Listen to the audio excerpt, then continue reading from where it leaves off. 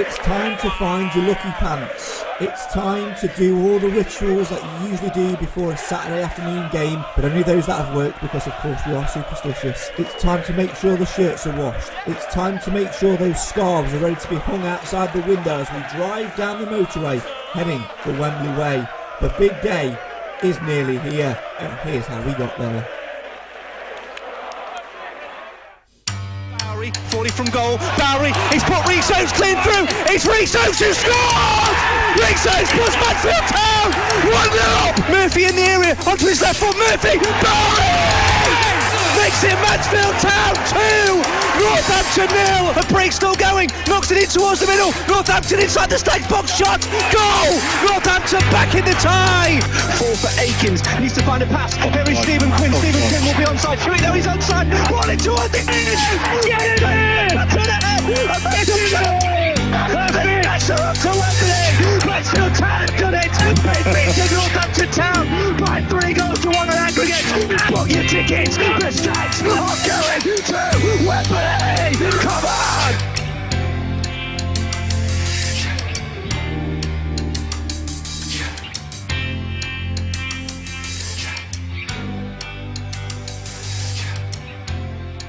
So it's Port Vale, the team that wait for us at Wembley, but can the Stags get past a few of their old faces and make it into Sky Bet League One? The last time Mansfield graced Wembley was the 2011 FA Trophy final. Hopefully this time there's not heartbreak at the end. The last time Mansfield graced a playoff final themselves was 2003-2004 in Cardiff. Please, I beg, nobody chipped a penalty. The last time the Stags achieved promotion to what is now League One was 20 years ago. And the last time the Stags won at Wembley was the Freight Rover Trophy final 35 years ago. Hopefully some of those lucky elements can outweigh the negatives and send the Stags into League One. We're all excited, we can't wait for that final day on Saturday. We've experienced the highs, we've been through the lows on this roller coaster ride of emotion. It's led us to one more game, one more podcast, one more moment of hope. This is the show for the fans and by the fans. This is the Mansfield Matters podcast. It's the final playoff preview show as we walk down Wembley Way.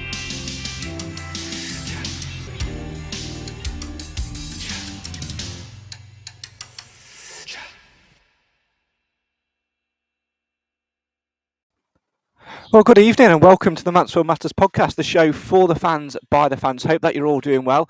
A little bit of a different scene for you if you're watching the video version of this. Yes, we're all together, I think, for the first time probably this season, I would have thought. First time ever, I think. Yeah, everybody bar Nathan. So Nathan can't be with us tonight. Nathan's got some business to do, so is unfortunately unable to join us. But Clive's here. Good evening. Let's have a little test of the old microphone. Good evening. Good evening, Craig. Good evening, everybody. Good evening to Mr. Wilson as well. Good evening, Craig. Good evening, everybody. And Cam Felton's here as well. We managed to drag him away from Hollyoaks, which you can tell we're at Wembley on Saturday. I don't even think that is worth an answer, to be honest, lads. I don't know about you, but yeah, it is. No, it's not. Please remember to speak into the microphone, please, gents. I know it's difficult that we forget that we're live when we're sat here talking, but if for people at home to hear us, we need to use the microphone to my phrase. I know. It's all good fun. That's it, absolutely. Right, keep your comments coming in, get involved with the show tonight and have your say on your team. Hope that you can hear us okay and that you can see us all right as well. We've, like we said, done this one out in the garden. It was supposed to be nice and sunny and warm today, but there's a few clouds overhead, so it's not always the greatest. And we've also pre-warning as well, we've got podcast dog Harry in the background as well. At some point may bark and just run into shot and drop a ball at our feet. So there we go. Right, let's start with you, Clive, on the end. And obviously a big day on Saturday afternoon and some added responsibility for you as well. Yes, I'm a bus conductor for the SSA. I'm the counter on and the counter off. Which one are you, Reg Varney? Blakey, which one are you? I'm Blakey. I hate you, Butler. Get that bus out. Yeah, there you go. I think it's going to be madness. There's hundreds of buses going, from all sorts of places, and it'll be a miracle if we bring back the same number of people collectively as we take down. Yeah, it certainly will. I've got full faith in you, though. Absolutely full faith. Alan, I'm going to come to you. Obviously, Saturday, a huge day. No, leave it. It's fine. Yeah, it's fine. Yeah. You just need to make sure that you're nice and close to the lips, mate, if you don't mind, please. Alan, I'm going to come to you. Saturday, a huge afternoon for the Stags. Who'd have thought that would have ever been at Wembley Stadium? I know it's really good. I'm really looking forward to the afternoon and all the atmosphere and everything else that goes with it, Craig. And I think it'll be nice to see Mansfield and Port Vale because it's two very similar teams, in my opinion. You know, they both like to get it down, pass the ball, play football. And I think, to be fair, it should be hopefully an entertaining game. Yeah, I'm really looking forward to it. Cam, a big opportunity on a big stage as well. I'm really hoping Darrell Clark's comments come back to bite him. Obviously, earlier this season at the one call, he said Mansfield shouldn't be in the position that we are back when we were down near the bottom of League Two. And, well, we're not there anymore, so let's hope that we can make him eat his words and get the job finished. Yeah, just need to turn yours down a little bit. You're a little bit too close to the mic, you see. So Alan and Clive need to be close to the mic. You don't need to be so close to the Professionals. mic. There you go. I know, absolutely. Just move it a little bit further away from the There lip. we go. This is what happens, by the way, when you don't do rehearsals. This is why we do stuff live, and usually virtually it works. But it's all good. We're on. I can hear us in my ears, so we're all good fun. Right, I'll come back down the line. Alan, I'll start with you. You know, like we said, who'd have thought would have been there when we were in that position, second from bottom. But the mood around the camp week upon week seems to be one of optimism. And again, this week, I don't sense any tension in the air. I don't sense any nerves. I don't think you will, Craig, because I think that's one thing that Nigel Clough has brought to the table. The camaraderie between the management and the fans. I have never, ever can remember seeing that before, as good as it is now. Because each time he does the interview or whatever he's doing, he always mentions the fans. And I think, even when we had that bad run, 99% of the fans, including all us five, including Nathan, thought we'd get out of it.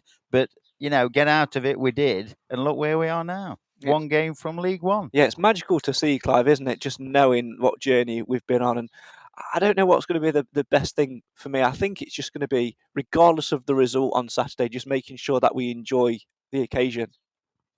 Yeah, I think we have every chance to enjoy it because we can't really lose. If we don't win, we've got another season in League Two, but it's going to be such an interesting league next year if we're still in it. Some real teams coming into it that we've not played recently, some new grounds to visit, and some ropey old grounds not to see again. But clearly, I don't want the choice, and I think we've every chance of winning the final. On our day, we'll beat anybody in this league, and on our day, we should have no trouble in beating Port Vale. But I agree with Alan. Port Vale's a proper club. It's a proper team. It's a community club.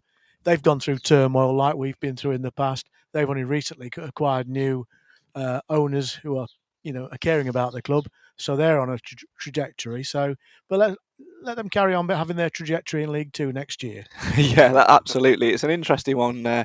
What do you make of Port Vale as a side, Cam? Because for me, when the other semi-final was taking place, I think I said this in the last show, I would have preferred Swindon. Port Vale have got too many ex-Mansfield connections for me, which I think are destined to come back and bite us on the backside on Saturday.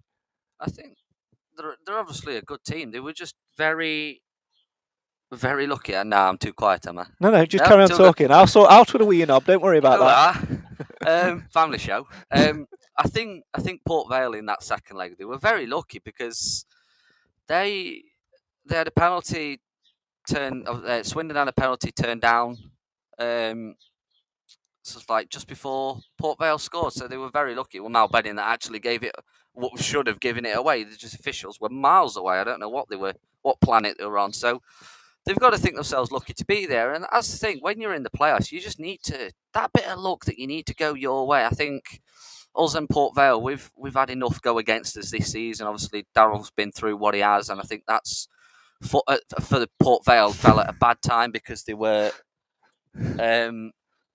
on some real run, and then obviously that's happened to Darrell, and they tailed off a little bit, and it's just been unlucky. And same with us, though. We had a good start, and then we lose key players through injuries and suspensions, and then we're down at the foot of League Two. So both teams have done really well, and I think it's going to be a good game. I think there's a lot, obviously, a lot riding on it. It's going to be a good attendance, over 30,000 guaranteed to already be there, which beats the last full attendance League Two playoff final between Tranmere and Newport. So it's going to be a cracking atmosphere. It's not hard to beat last year's total, though, is it? 9,000 something, but was it actually a crowd in last year's playoff final? COVID season? Newport Morecambe, there were only about 9,000. I think they could have maximum 20, and by the time that you'd got guests, officials, players, this, that, and the Okay. other.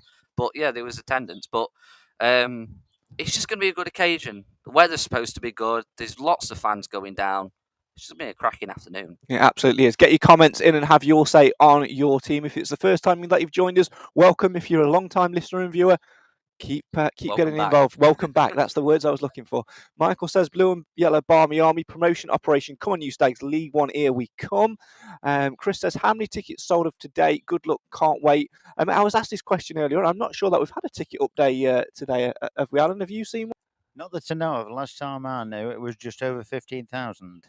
Yeah, that was a couple of days ago, we wasn't were it, Cam? About neck and neck with Port Vale. They'd sold 15,400, yeah. Yeah, about 15 and a half. So I think it will be about the same. So yeah, could do with an update. It'd be nice to have sort of daily updates to find out how many exactly are going. Clive, one thing away from football itself, from the game itself, that has been quite a strong topic this week is the support shown to Port Vale manager Darryl Clark, ex-Stag. There's going to be a rapturous round of applause on the 8th minute just to show our support for him following everything that he's been through this season. Yeah, he's one of our own. I think, regardless of the fact that he's had a personal tragedy to deal with this year, we've a lot of respect for Darryl Clark for what he did for the club, and that's something that I think we do with any ex-player, ex-manager that's going through a difficult time. And I think Darryl deserves a round of applause. I think it's going to be in the 8th minute, isn't it, Craig? Yeah, it is. Yeah, because he used to wear number 8 for us, didn't he? I think that's about right. I think I'm right in saying that. I don't know. I can't remember him as a player, to be fair, before my time. Yeah. Today, because I wondered that, I didn't know what and then I realised, obviously, he did used to wear the number 8, and that's why they've picked number 8. But I think it will be interesting. Yeah, before my time as well, actually. Only just, but before my time. Do you think the Port Vale fans know about this? They do, yeah. Everybody does, on their social media as well. Yeah. It's good then. Yeah, I think it's a really good thing. Obviously, we should give the dog a microphone, to be fair. Harry, go and lie down. Apologies, everybody. I did warn you at the top of the show that there would be a dog running around at some point. Mark, I know.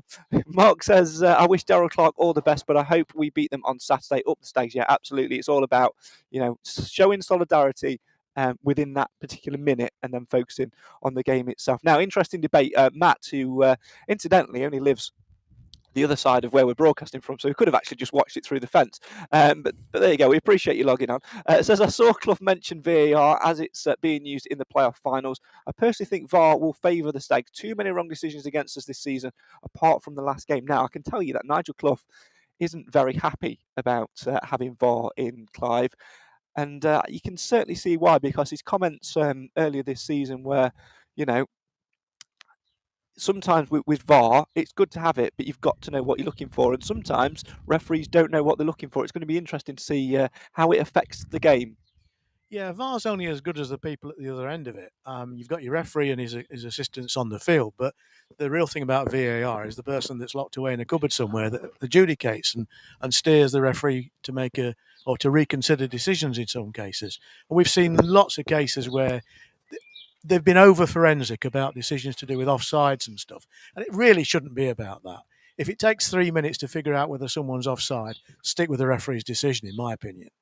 But it's interesting, we've got an Australian referee, and he's been the best referee in Australian professional football for a couple of years now, and he's been brought up in a context of VAR, which is their league's had for 2 years. So there was an interesting piece of footage on social media about the guy, and it was really interesting to watch him. And the man is completely at ease with the technology, and more importantly, completely at ease in dealing with people, dealing with players, and that's good to see. I think he's a bit more like a rugby official rather than a football official. Be interesting to see how the game goes. Yeah, certainly will. Alan, one thing which Nigel Clough mentioned was all about the standard in which they were refereeing the game to, because VAR's used at the top level, therefore are they going to referee to that level, aka looking at every little niggle, looking at every little misplaced pass, looking at every run, looking at every goal, looking at every touch, almost over-analysing it and being sort of stop-start? Or is it going to be refereed to League Two standard with VAR there in your back pocket? That's going to be the big difference. Well, I would hope it would be the latter, Craig. VAR there in the back pocket, so to speak. But I do agree with Nigel about this because we've played 46 games where we've had the normal refs and whatever. And like he said, in the second semi-final, I thought the ref did quite well. He was one of the best we've had, I think, compared to the others that we've had, during the season and whatever else. But I did agree with Nigel. I mean, why bother in the final? I can understand why they've done it to get the decisions right, but same as you said, and same as Clive said, if he's more like a rugby referee, they should have more, what's the word I'm after? They'll look after him properly, because they will listen to what he's got to say, hopefully. But the other point is from a playing perspective, Cam, as well. If you're going into that game knowing that VAR's there and you're not sure on how it's going to be refereed, you're going to be thinking, can I get away with this little nick and little niggle here? Have I got to sort of trim my game back a little bit? And that could disadvantage some players. I'm thinking more the likes of Stephen Quinn, John Joe O'Toole, although to be fair, VAR is not going to stop you getting somebody in a chokehold. But you get the point. It's all about those the mindset of going into how you line up and how you start. Kieran Wallace is buggered then, because there's only one. There's only one way that poor lad can tackle, and it's about knee high, and taking the ghoulies out on the way. If I'm totally honest, it's not the best. But it was a great challenge. I don't know what you're talking about. But yeah, it's just the right side of the law. Yeah. Just. But that's the thing, when it becomes just, it's like how far, because this is what I'm trying to get across. That's when it comes. That's where VAR comes into question a lot with the top levels. Obviously, in Europe, they've had VAR for a lot longer, and they've been able to implement it in the way that they want to. Whereas in the EFL, it's the first time it's ever been used. Why? I understand it maybe for the Championship playoff final, because VAR will be used in the Premier League, so it kind of makes sense that they don't want someone to be there on a referee mistake or whatever. And I get the point of they want to make sure that everything's done fair, proper, and everything's to the book and nothing's missed and whatever. But it's not League Two, it's not League One. It's not going to affect us next season if VAR's used or not. They're on about bringing it into the Championship. Either way, it doesn't bother us next season, so why use it in the final? Yeah, I think that's the key thing for me. It's not been there all season. We've played that way, Alan, all season of not having it there. There's an argument actually that if it was used in the semi-finals, we wouldn't actually be at Wembley because Rhys Oakes' goal would have been analysed and he would have been marginally offside. Kieran Wallace would have been suspended. The first one is the opening goal. Offside. According to the analyst footage on Sky, it was marginally offside. Rubbish. Well, again, I'd be inclined to agree with you. The only decision that matters is the referee's decision. Yeah. And if the referee didn't call it offside, it was a goal. End of. Now, VAR, if it's got its weaknesses, it's going to be that they'll spend 5 minutes or more looking at these borderline decisions and therefore disrupting the flow of the game. That's the downside of VAR, in my opinion. I think the very clear-cut mistakes that are always going to happen in the game, VAR is there to deal with those things.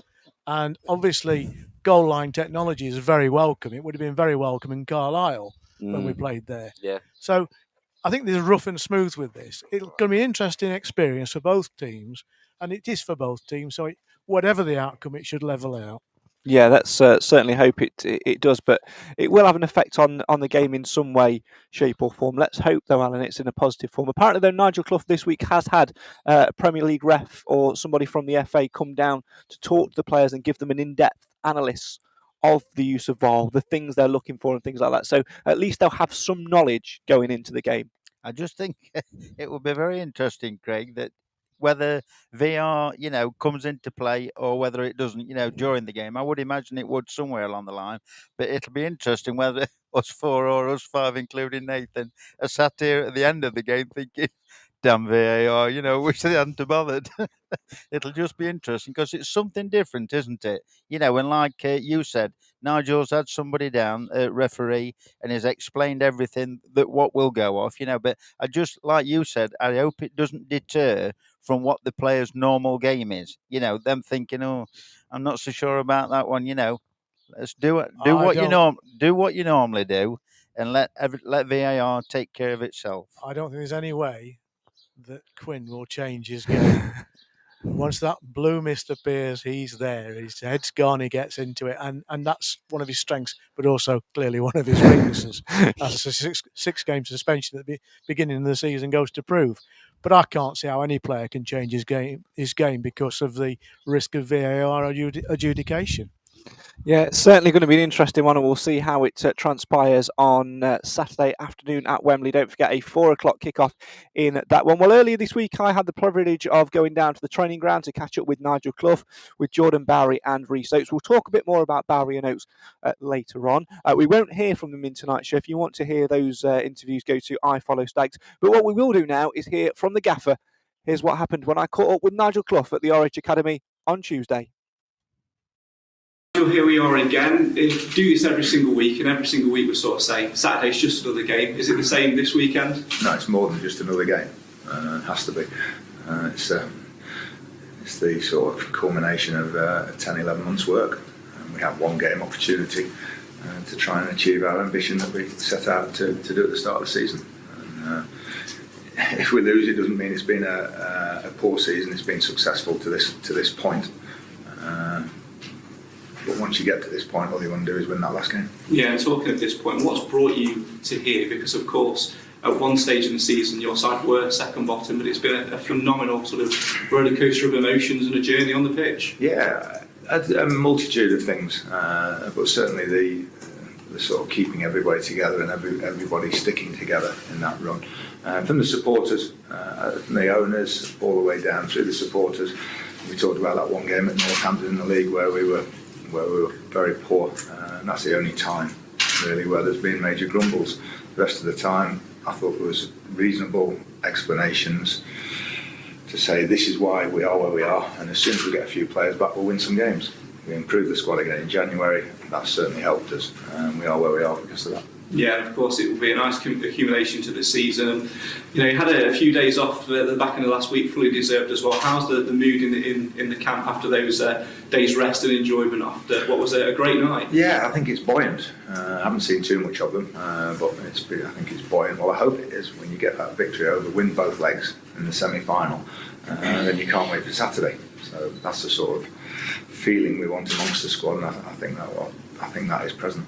We saw all the scenes in the dressing room, singing Walking in Memphis and jumping up and down and dancing. What is it about this squad's character that's just kept them believing even in that low point? Just the ability to stay together and stick together when we were having such a tough time. I think it would have been very easy for them to turn on each other, and sort of factors can be from outside as well, can turn on the players in the club, and that didn't happen. I think that all keeps the players together, and they kept believing as well because they knew we weren't far away.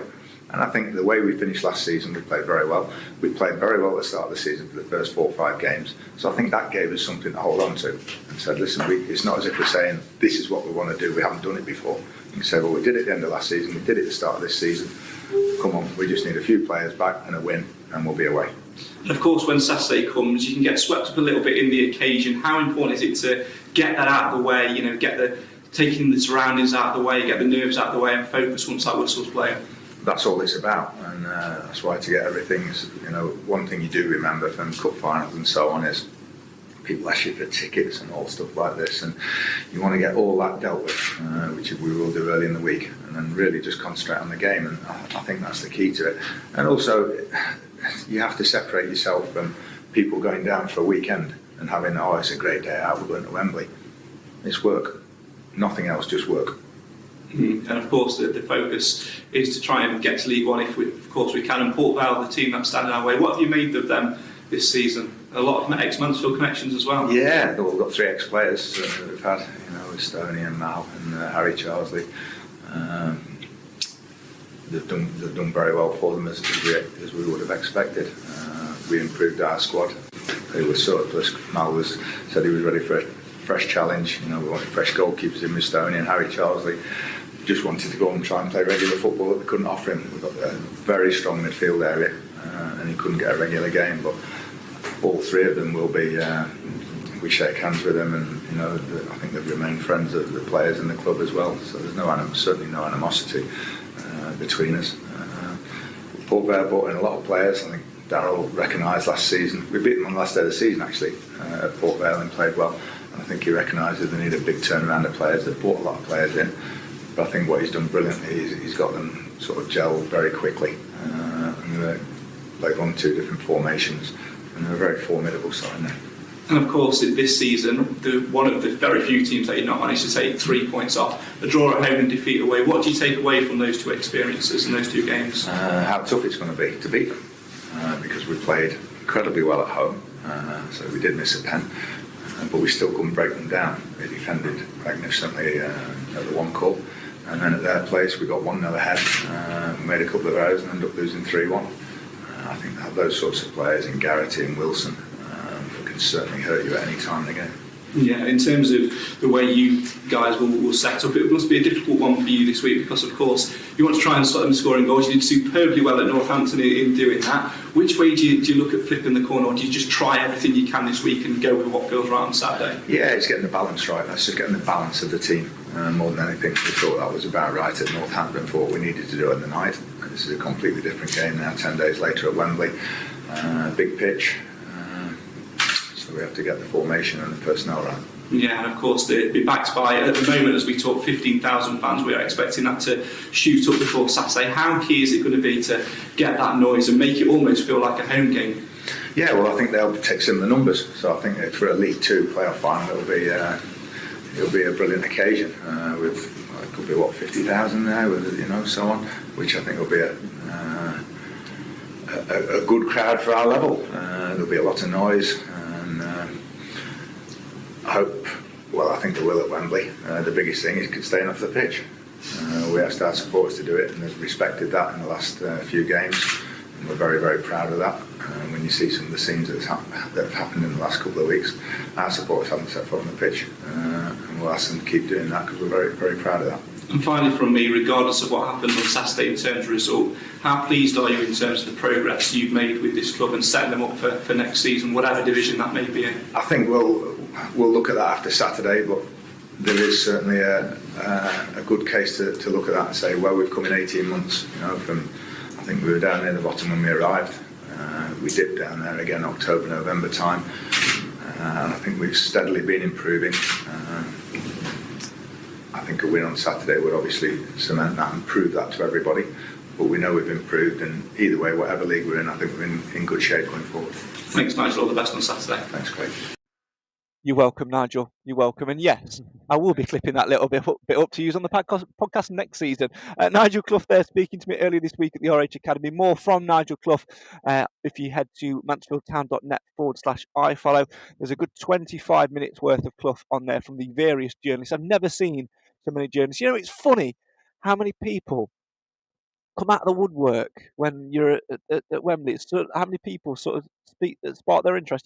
Been inundated with messages from various media outlets this week asking us to go on their show or to go on their station. They were here when we were playing Barrow away in January time. Anyway, moving swiftly on. You can tell we're at Wembley. You're so cynical, Craig, aren't you? Well, I know. One word: bandwagon. I'm not saying anything.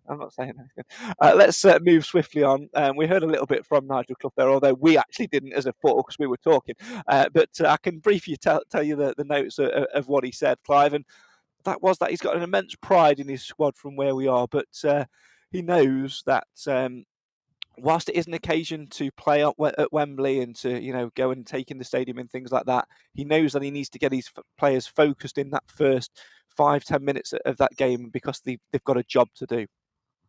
Yeah, but it's no different from any other game. The first 5 or 10 minutes are so instrumental, especially with Mansfield Town. We often say if we haven't conceded in the first 15 minutes, we're in a much better position because we're a stronger team after that point. We just have that odd mistake in us that tends to happen either at the beginning of the game or at the very end of the game. Thankfully, during the course of the season, those daft mistakes have been minimised. So I think the players deserve to soak it up for a little while, but they've got to concentrate on their professional role, which is to play football and to compete. But I don't know how many other players have played in Wembley games before. Some of them have, haven't they? Yeah, I think it's considerably less than what have been in playoffs before. I think we counted, didn't we, Cam, before the before Northampton at home, that 7 of that starting 11 had all had previous playoff experience. But in terms of finals, I think it'll probably be maybe 10-20% at best at that. Oh, yeah, I think even. But I think Bowery's one. Yeah, Bowery played for those that are down the road. And Oates was at Hartlepool last year, although it wasn't at Wembley. It was at Ashton Gate. Bristol City, yeah. Stephen Quinn, I don't know about playoffs, but I know he's played in an FA Cup final at Wembley for Hull. Yeah, and semi-final for Sheffield United. Clough was manager, wasn't he? Was. So Clough's managed at Wembley before. Yeah, because he mentioned that about leading them out. You don't get to lead them out in the semi-finals at FA Cup, so this is the first time he's leading a team out at Wembley. So, firstly, what occasion for the fans and the players. Going to throw that ball for the dog or what? He's winding him right up behind you. But it's a great occasion for Clough as well. I think as much as we go on about how the team's performed and the fans have backed and this, that and the other, I think it's credit to Nigel and the rest of his staff to actually get to where we are now, because it's been a long haul, and obviously they're the ones that they've been at the reins. They're the ones that can make the difference at the end of the day. They can choose a team, make the subs, they can do whatever they like, and they're the ones that have got us there in the end. It's his tactics and his selections that have got us there, and he's got to be immensely proud of his players for waking up as such and actually playing actual football and playing the Mansfield Town way. Amazing what you do when you sign John Joe O'Toole. Alan, you were about to jump halfway through that. No, it was only that, isn't it Hawkins that scored a winning penalty? Was it Wembley as well? Cup final, wasn't it? Was, I know it wasn't obvious. Yeah, but it's still at Wembley and it's still a final, isn't it? Yeah. So I think it's. I was listening to the I Follow one, what Jake was asking and what you were asking him, and I got the feeling that Nigel, had all this business about, it's just another game like it's been before. Not this time. This is deadly serious, and he made that point quite clearly, quite a few times, and he said it. He even said towards the end that it would be using his subs as well. Yeah, because it does zap it out of you when you play at Wembley on the big stage. That's what he said. Nathan has said, not our Nathan, drummer Nathan, deserves some excellent recognition as well for what he's done this season. Managed to catch up with him earlier in the week. You'll hear that in the build-up on Mansfield 103.2 on Saturday, which incidentally, by the way, if you are heading to Wembley and you still want to catch the build-up, you can even catch the commentary, because we've been given permission to keep our stream on Saturday, which means that you can listen via the Mansfield 103.2 app. So if you sat at Wembley and you want to hear me, Cam and Lee Wilson screaming, you can do that with a pair of headphones via the Mansfield 103.2 app. Anyway, his comment, Clive, was that fans have got to get behind the boys on Saturday. No negativity, as that will reflect on the players. Now, all season long, there hasn't really been any negativity. Maybe about 1%, maybe when we were at Northampton away in the league game. It's been very few and far between. But Saturday's going to be different because, and I mean this in the kindest respect possible, there are fans that won't have been since 2003, or fans that won't have been since the last time we're at Wembley, fans that are literally just literally just coming because it's a final at Wembley, and all of a sudden they've found an old Mansfield shirt. Yeah, they'll all be looking forward to seeing Liam Lawrence play, I think. I can tell you, just on a side note, that somebody did genuinely message a page that I admin asking what time the coach leaves for Huddersfield. What? Tell you after. But no, in all seriousness, there are going to be a lot of people there that haven't been part of this season's journey, and they won't necessarily have that ingrained optimism that we've actually engendered this year. And it's credit to the fans, because we've more or less doubled our core fan base this year, and it's been built on the back of the sort of positiveness that in the past we've not enjoyed to a certain extent. Obviously, there's still the odd strange fellow on the terraces that finds fault in everything, but generally speaking, we've not had that swathe of bad feeling. And I think that's down to Clough as much as anything, because people have bought the Clough ideal. So I just think there's going to be some enthusiasm from those people who are peripheral to the normal fan base, but that's good. It'll be the same for them as well. Yeah, absolutely. It'd be the same. Yeah, like you say, it'd be the same for Port Vale as well. But it is really key that we do sort of stick on the fans. Stick with the players and sort of stay off the pitch as well. Talking of fans, let's talk Wembley merch. We love a bit of merch when we get to a big game, a big occasion. I remember in 2003 I had one of the Mansfield March on Cardiff flags and a novelty T-shirt from the FA Trophy final as well. And the man with all the information is this man.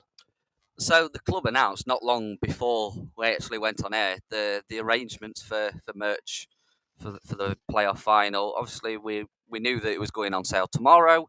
The club have now announced that the club shop and also a pop-up stall on Mansfield Market will be selling merchandise tomorrow. So the Mansfield Market Club pop-up shop will be 9 a.m. till 4 p.m. on Mansfield Marketplace, and then they'll be selling from the One Call Stadium in the club shop 10 a.m. till 5 p.m. T-shirts, flags, scarves available to purchase, obviously blue and yellow. Superstar speakers on Stockwell Gate will also be selling from 9 till 5 Thursday and Friday. The Glitterbox accessories in Idlewild Shopping Centre in Sutton in Ashfield will also be selling merchandise Thursday and Friday, 8 a.m. till 5 p.m.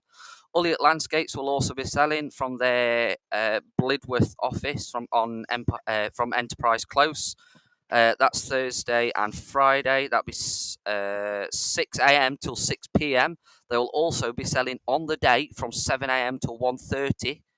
And then Sandy's Bar and Kitchen will be selling from 12 p.m. till 9 p.m. Thursday and Friday. And then they will also be selling outside directly to fans going on the coaches from the One Call at 7 a.m. Tickets. We'll come back to tickets in a second. Let's talk merch. Clive, we've been quite critical of the club in the past for perhaps not doing enough when it comes to merch and maximising the most that they can out of certain situations. This time, just listening to that, they've got it absolutely spot on. There are a number of venues at a number of times, a number of different ways that people can get hold of it, and you've got to give them a little bit of credit for that. Yeah, I don't see what else they can do. I mean, they certainly couldn't have preempted our appearance in the final. So until we actually got through last Saturday at Northampton, they couldn't set about buying merchandise in. And once they've got it in, then they've got a very small window to sell it. So to put it out to as many venues as they have is credit to them. Yeah, and it is incredibly hard. I mean, me and Cam have had previous, experience working in merch. Things don't just turn around on the click of a finger, Alan. Things do take time to order, to plan. Then you've got to look at stock levels and things like that as well. So I think it's been very, very well managed. And there's still, tomorrow there's still a couple of days to go before Wembley. And of course, people when they're in the mood as well. The key thing for me was what Cam said at the end there, the fact that those that are going on the SSA or leaving from One Call Stadium on Saturday will be able to get some on the day, because there will be people who go, I'm right in the spirit. I could really do with a jester's hat or a flag or whatever. I think they've got it right. Yeah, definitely. And you can go all the way back to that evening with Nigel and David Sharp. You know what he said about it, about the ticketing prices and the ticketing structure. It doesn't happen overnight. Well, they've managed to sort that out, and that's off to Mansfield, and fair play to them, because they've done a really good job. And like Cam said, with superstar speakers coming on board, Sandy's, it's all, volunteer based. A lot of it, we're not obviously with the Stags one, but people send it in Sandy's and whatever else, and fair play to them. I hope they do a really good deed on the day. Yeah, I don't think there'll be much stock left. I'll certainly be going into Mansfield Town Centre tomorrow and getting my hands on some merch.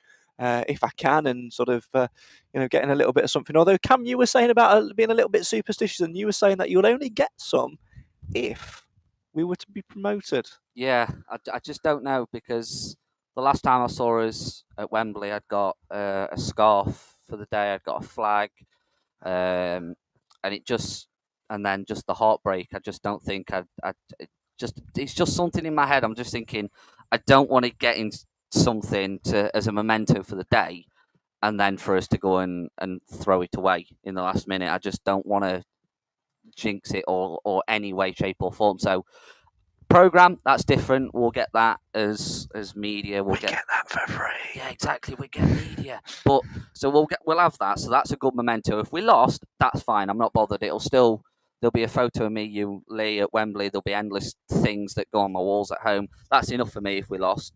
I don't want a constant reminder of a great massive flag or a T-shirt or whatever, or a scarf if we lose. I don't know if anybody. If you get my thinking, it's like I just don't want to preempt. It's like everybody's got different ideas. I mean, Yeah. same as Craig says, people will be there. They'll have had the breakfast straight away. Oh yeah, and they'll be Sandy's doing breakfast. They'll be taking the kids on, just before the board. Probably Clive's coach wanting a scarf, wanting a flag, and it's just a good money making thing it can only be good for Mansfield Town. And just reverting back to what you said with Nathan Barnes, the drummer, hats off to him. A nice round of applause for Nathan because he's done a cracking job this season. Absolutely right. We'll come out a little bit of a superstition there, Clive, and I'm going to talk superstition to you because whilst we were listening to Nigel Clough, you were saying about you're going to go home, you're going to put the shirt in the wash and get it ready, and then I asked you a question. Did you wear it at Northampton away? No. Did you wear it at Northampton at home? Yes. Okay. I wear it most times, and to be fair, I can't remember why I chose not to at Northampton away. Perhaps because the climate wasn't going to be. Well, let's say I could wear it without anything on top of it. I see no point in wearing my shirt if I've got a big thick jumper or a coat on top. That's why I've not bothered with mine this evening because it's freezing. I'm Nesh, so I've just got a Stags jacket on. It is a Stags jacket, by the way. It is a Stags jacket. I don't believe in superstition. Apart from, I always have the same breakfast on match day. So that in itself is superstition. And I've got some special underpants. No, but that's nothing to do with superstition. That's old age. Can we just ask what you have for breakfast then, Clive, on each match day? Bacon butties. Oh, bacon butties. Bacon cobs, basically. Yeah. From Sheffield. So, but the key point I have with your shirt, let's say for argument's sake, you didn't wear it to Northampton away because it was an away game. We are, correct me if I'm wrong, the home team Saturday. Correct. Therefore, it's a home game. Therefore, if you wore that shirt at home and you haven't washed it since, I'm afraid you're going to have to smell, my friend, because if you wash it, show of hand, who thinks that washes away the look? I don't personally. Let me tell you this. I shall wash it, but not tell anybody I've washed it. We've just told us you're washing it. How does that work? Apart from how many followers have we got tonight? Yeah, absolutely. Only about 500 to 1,000 people that'll be listening to this between now and Saturday. There you go. Right, let's talk ticketing. Obviously, it's all been done online through Ticketmaster. I've seen a lot of messages, by the way, from people on social media asking if older people want or people that don't have the technology to be able to go onto Ticketmaster if they need help. I've seen a lot of people do that as well. So first and foremost, a massive well done for you to making sure that everybody who didn't have access to online ticketing was able to get a ticket for Saturday afternoon. But there are a few key bits of information that you need to know. So I'm going to go over to the Wembley ticket man, Cam Felton. So I'll not bore you with the prices because it doesn't really matter. Just need the key bits of info. Where to buy, obviously, through the club. If you go onto the club's Facebook page, Twitter, Instagram, whatever. MansfieldTown.net/Wembley. Yeah, there's just lots and lots of ways that you can access that. Ticketmaster, obviously, they're dealing with it. You need to register for an account to be able to buy your tickets.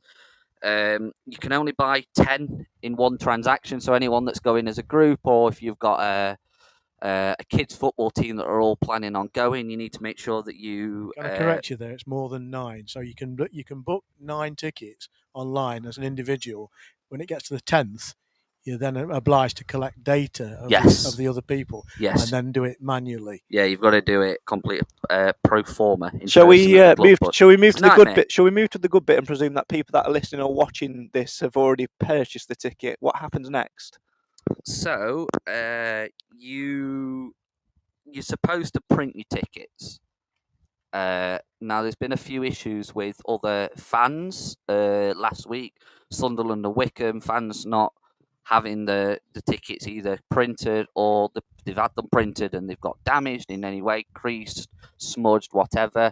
The best way to do it, print your tickets and then put it in like a plastic folder, plastic wallet, poly pocket, and fold it when you're actually in the queue to get in, because that way you're not getting wet, you're not getting creased.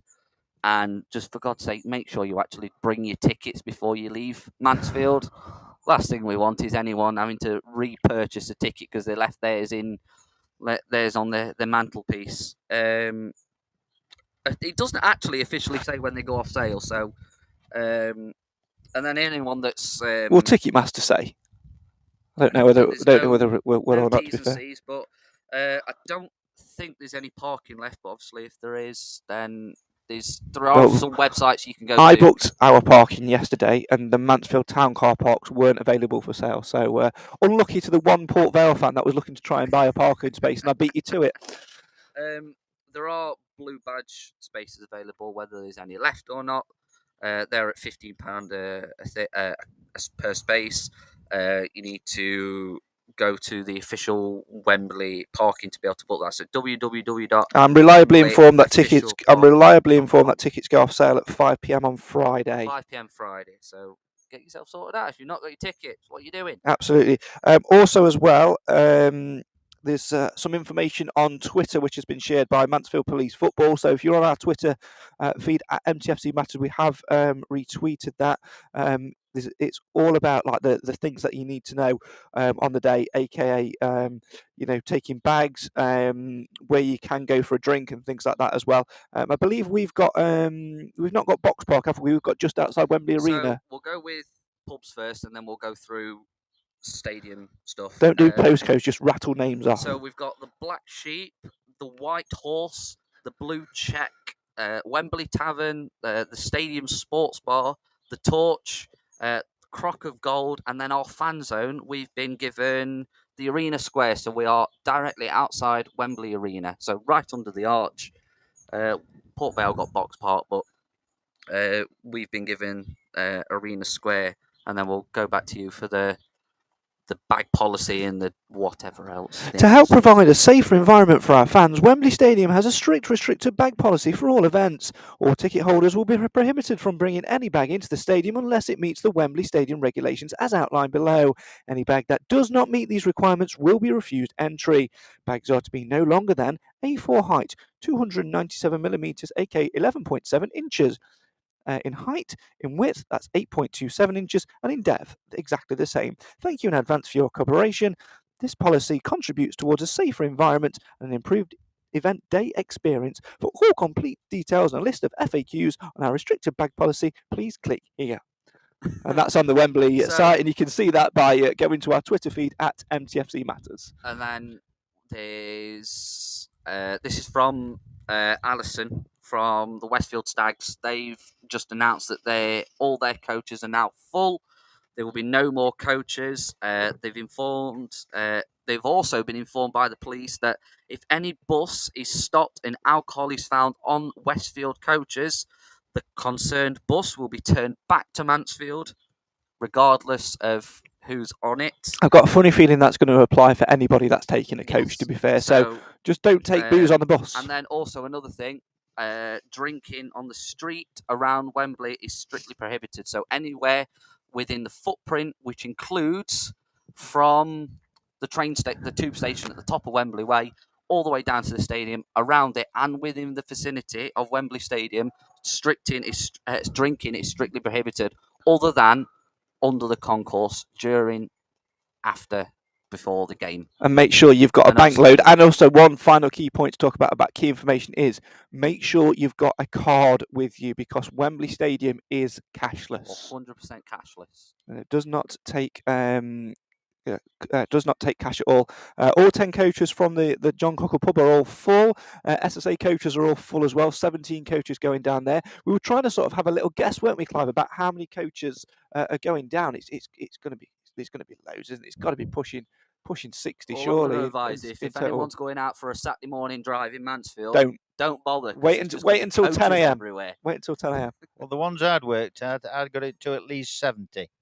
Yeah. That's probably reasonably accurate, Alan, because I think other official counts have been less than that. But there are lots of unofficial coaches, yeah, and there've been minibuses by the dozen. But let's put that into perspective. If you had 100 normal coaches, that's 5,000 fans. We've sold 15,000 tickets already. An awful lot of people travelling under their own steam. Yeah, there's going to be a lot there. Well, every Wembley final needs its own anthem. Last week on the podcast, we said we should turn Walking in Memphis into a Mansfield Matters turned out well, didn't it? anthem. It's going to turn out even better in a minute. And of course, we set Alan the task of putting together some of the lyrics. How did you find it?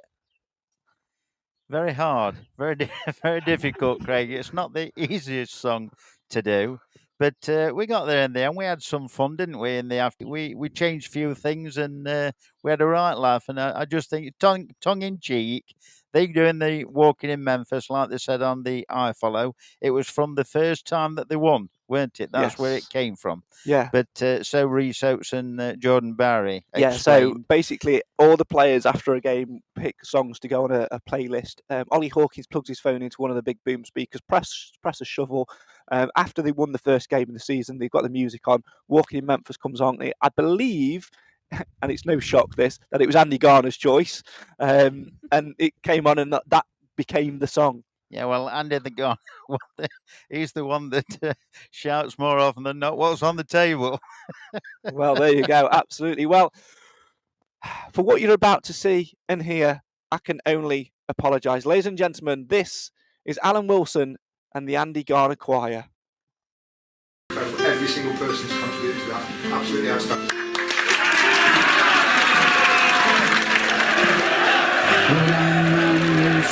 Shirt and I went to one club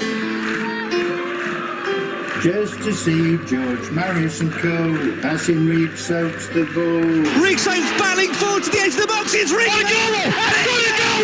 It's Reece Oates! And it is magic! All the Mets love Stags fans watching over a Saturday. Yeah, I got a first-class ticket to see us play in the Mansfield way. Mansfield Town have done it! They've been to Northampton Town! Book your tickets! The Stags are going to Wembley! Come on! Mansfield always matters for Cloughie, the boys and you. Then in the playoffs we beat Northampton, where these three centres through. For Bowery, 40 from goal. Bowery, he's put Reece Oates clean through. It's Reece Oates who scores! Reece Oates puts Mansfield Town 1-0. Murphy in the area onto his left foot. Murphy, Bowery! Mansfield Town's number 9. Right place, right time, no mistake. Here is Stephen Quinn. Stephen Quinn will be onside. Huey, though he's onside. Ball it towards the end. Get it in! Get it in! Let's go on! What we got on the table? What we got?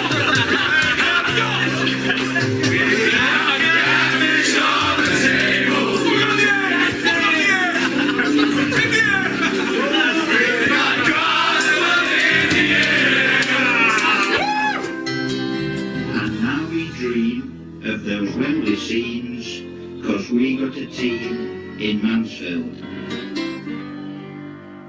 Here's Quinn, back wide he goes, low ball, that's it! It's 3 for Mansfield! Here is Hewitt, lines him across, first time it comes into Murphy! It's in from Murphy! 25 minutes! That is a superb goal from Mansfield Town! Can Murphy try and shoot here, rolls it in towards Barry, Longstaff's offside, Longstaff will score! And Mansfield Town are in front! Stephen McLaughlin against Tom King, McLaughlin steps up, yes! Off at 1, come on!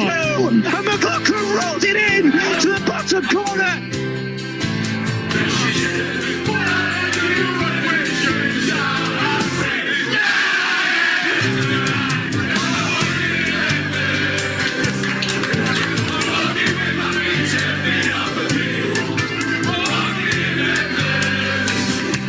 From being second bottom after 14 games to having a shot at League One at Wembley Stadium. With Nigel Clough at the helm, you should always believe in the dream. I think that run we had, there was a lot of things go against us which were out of our control, but to rebound like that, players kept the faith, kept believing, kept playing, and it's sort of accumulated in tonight.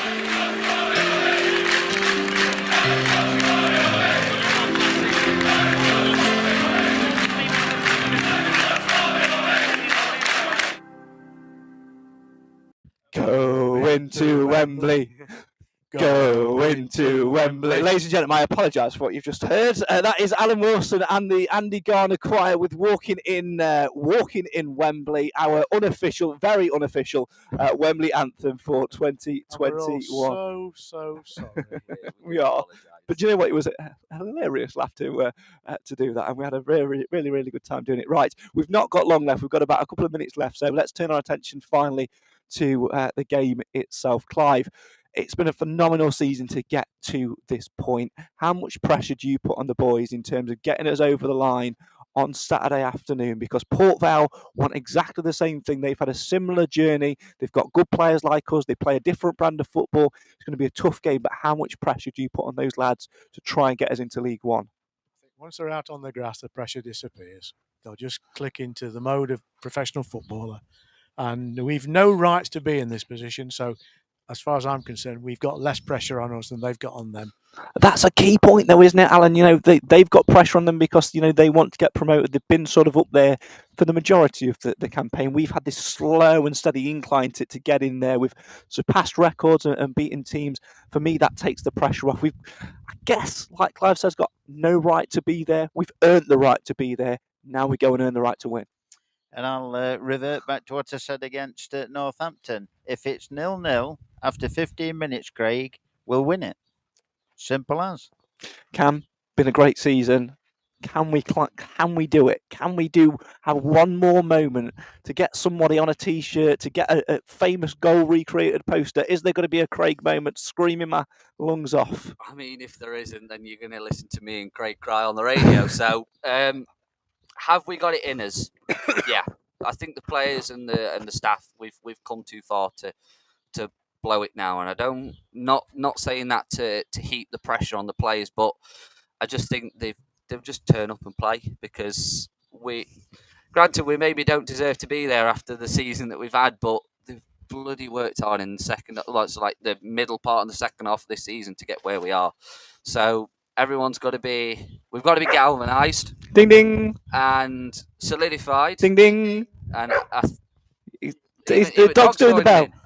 He wants the ball throwing. Who's got the ball? I don't know who's got the ball. Who's got the ball? Alan's got the ball down your left side. But I think the players will just turn up, and we've got to hope for it's a good occasion, because we've got over 15,000 fans going down. We've got plenty of places to get a drink before the game. So those that enjoy it will be quite merry when they get into the stadium. So hopefully it'll be a bit louder and a bit more cheerful, and then.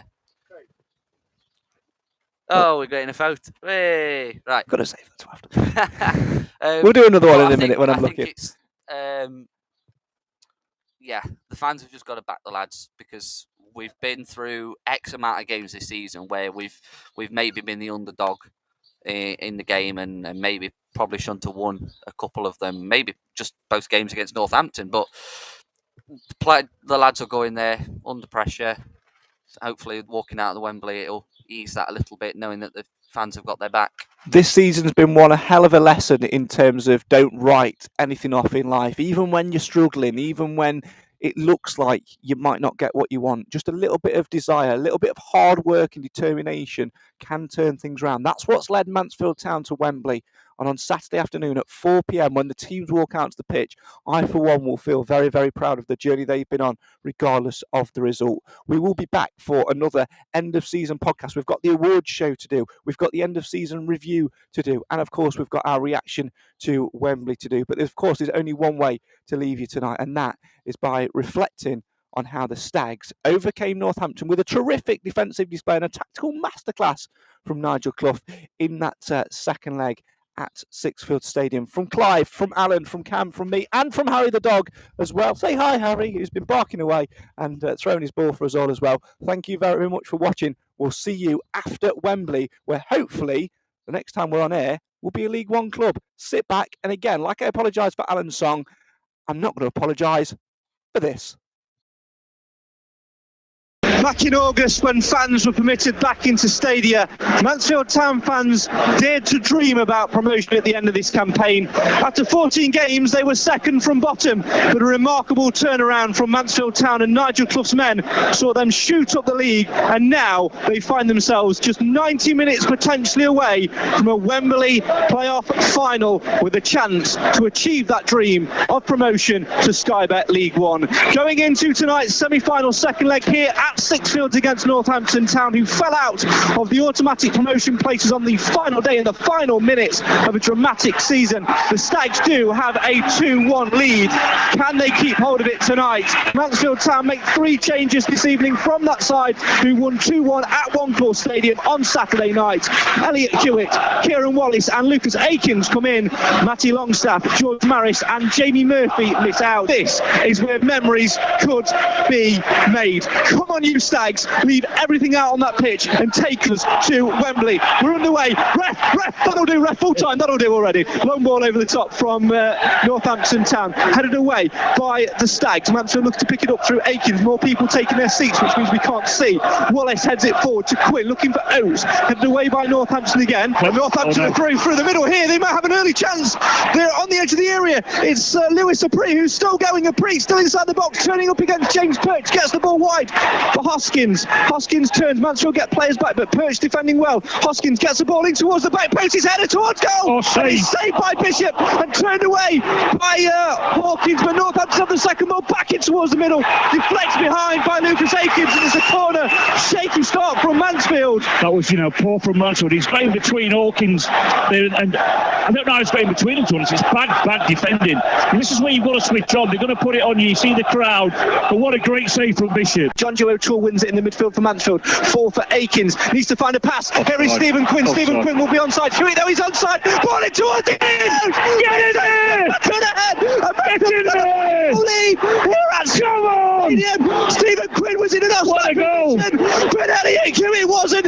Stayed onside. Running into the middle. Northampton 0. Stags 1. Terrific from JJ there. Absolutely brilliant. Into Atkins. Atkins stripped the ball through. Quinn was offside and intelligently he left it. Hewitt, who was one side, got onto it, pulled the ball back, and Macca made the run across, and that's why I think he's the best attacking left back in this league. And what a great finish. And what a position this puts in. This has come from us calming the game down, taking the sting out the game. Absolutely fantastic. What a great time to score. Now it's important. Now it's important for the next 10 minutes that we are solid.